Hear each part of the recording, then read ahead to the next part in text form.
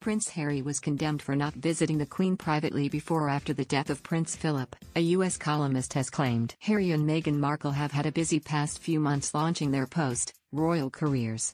They are also grappling with a flood of publicity after starring in a string of interviews.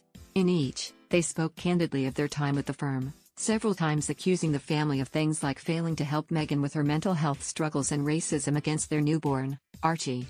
These allegations came during their talk with U.S. star Oprah Winfrey, who is known to be a close friend of the couple. The timing of the interview, and the others that followed, could not have been worse. A month after the interview aired, Harry's grandfather, Prince Philip, sadly passed away. Throwing his schedule upside down, Harry made arrangements to fly to the UK to attend the funeral that took place on April 17. Despite having made the journey in the face of a number of coronavirus restrictions, many have remained highly critical of the royals' handling of the death, particularly in the US, where some commentators were enraged.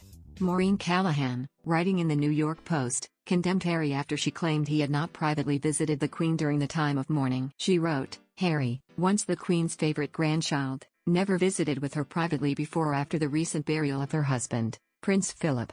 Whether he asked and was denied or never even tried, the public perception is the same." Harry's relationship with the Queen, once so close, has been grievously harmed by his and Meghan's repeated public betrayals. It was initially unclear if Harry would be able to make the long journey from California to the UK. At the time, travelers from the US were required to quarantine for 2 weeks. With Philip's death on April 7 and his funeral just 10 days later, on normal grounds Harry would have been unable to make the funeral. However, due to a caveat in the law, he was able to leave quarantine for a short period of time to see his grandfather off. The rule allowed individuals on compassionate grounds to attend events like funerals even if they have not completed their quarantine. And while Ms. Callahan suggested the Duke did not visit the Queen, others have claimed to the contrary. Omid Scobie, a friend of Meghan and Harry and author of their biography, Finding Freedom, reported that sources close to the prince said he had had private meetings with his grandmother. Mr. Scobie, who is also the royal editor for Harper's Bazaar, quoted a source who said the trip broke the ice for future conversations. The source added, "This trip was to honor the life of his grandfather and support his grandmother and relatives.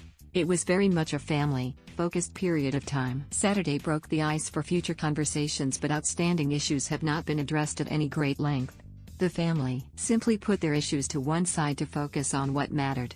However, it is unclear to what extent the breaking of the ice lasted after Harry appeared in an episode of the podcast, Armchair Expert, not a month later. It was here that he blamed his father, Prince Charles' upbringing by the Queen and Philip for having negatively tainted his own childhood, describing it as genetic pain and suffering.